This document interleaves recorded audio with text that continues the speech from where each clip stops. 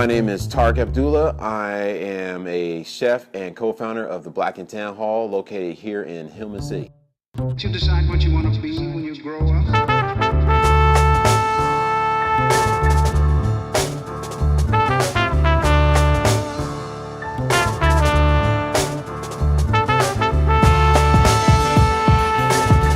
But most kids don't hear about people like this.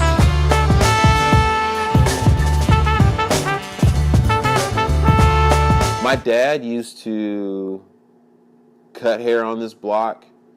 My dad, actually, he worked in a few businesses all along between here, Columbia City, and Genesee area, which is basically on the outskirts of Columbia City. And on top of that, my dad had his own sausage when I was a kid. And it was sold in stores, produced here. We're talking 1982, a black man creating an all beef sausage with a red, black, and green label. You know, and it's fresh because he had his face. He had his face on the label too, with the toque. And you know, of course, back then there's only literally two black faces on products back then: Aunt Jemima and Uncle Ben's. Like, I do not clearly remember any other black faces being on the face of a product that wasn't hair products. My dad did all these things. That means I could do that too. And so my dad played a vital role in where I am now, not only as an entrepreneur, but who he was as a leader in the Muslim community and in the black community. All they hear is that they're going to have to choose.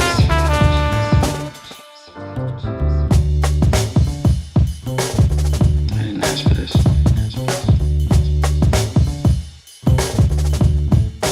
No, you were born with it. So. Growing up, I had, friends from not just the Middle East, but Pakistan, India, Cambodia, the multiple countries, but to a point to where, like, I was saying, how can I create what is part of my upbringing, but it'll definitely speak to the people, right? But not about like I'm creating this all new cuisine, because it's not about that. It's about how can I bridge my flavors all onto one plate and make it harmonize.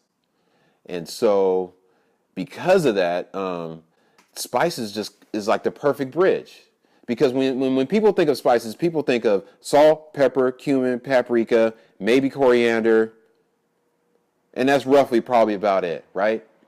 But the thing is like spices have medicinal value, unique flavors, and they're from all over the globe, right? So the question is like, can I create a cuisine where I can bridge all these together?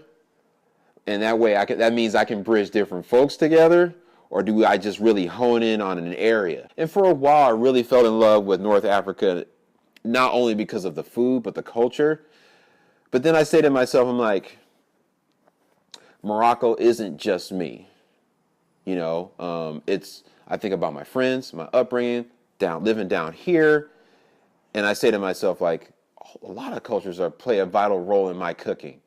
So I'm saying if we can harmonize on a plate, then there's no excuse that we can't harmonize as people. In my line of work, you gotta know when to walk away.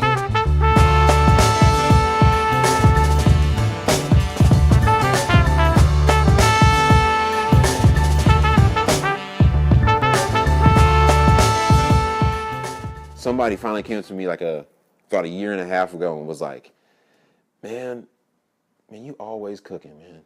You always feeding the people. There's never a day that I feel like I am not cooking. That is my job. But feed the people does not always mean food.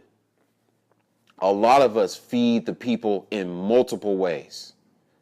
Feeding is not just food. Feeding is information. And we all use that information as a bridge. Some just won't let you go.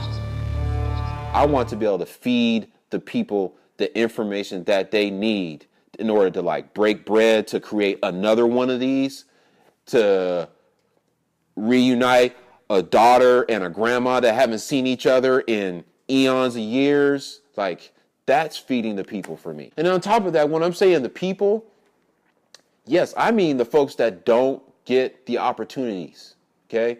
A lot of folks that will come in this door probably never been offered the opportunity to just like walk into a space comfortably, sit down, enjoy some food, and not feel like somebody's looking at me, somebody's pointing their finger at me, you know what I mean? And that's just like, that's wrong. We all gotta eat, right?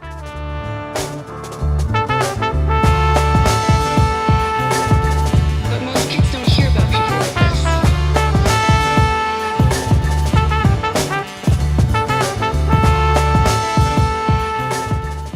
Morningstar pop-up brunch has honestly been the winner out of all the pop-ups that I've done. Everybody comes out, even if it's for 5 minutes, just to get something to eat and get back to the house and watch a football game. That they're going to have to choose.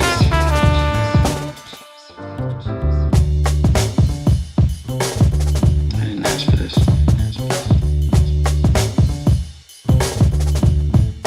No, you were born with it, so don't cop out behind. I didn't ask for this. In my line of work, you gotta know when to walk away.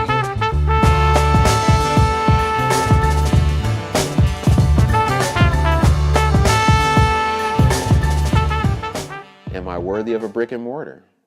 And that's always going to be the question. I know that will be the question. Can a pop-up chef actually do a brick and mortar? We wanted something that would truly benefit the neighborhood and not treat them like consumers, like you really are these days, where you just come in, you spend your money, that's it, and you walk out. So we came up with a worker co-op model. What that does, that gives folks the opportunity to say, I actually own something. I'm sick of the norm.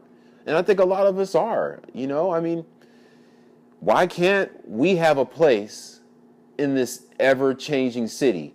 But this is where a new challenge comes in, which I needed. And this is where I call on my dad and I just say, all right, Pops, I'm ready for the next phase. You know, I lost my dad when I was 19, but I keep a picture of him of him doing his first demo.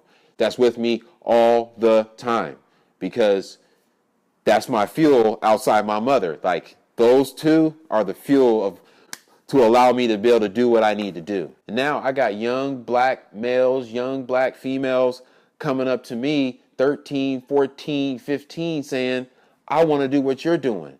And for me, I'm like, I'm driven because of that.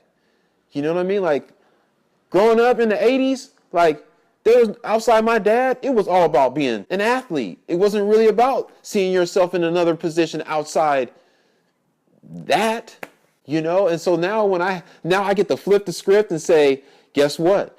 You don't have to do that. You don't have to have a jumper. I didn't have a jumper for shit. I sucked at shooting basketball, playing hoop.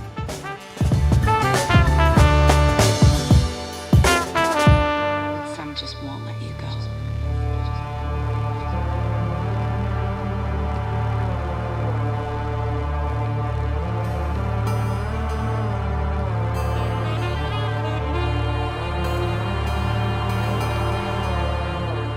So, am I proud of what I've done?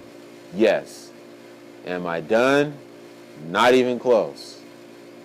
Do I want more? Always.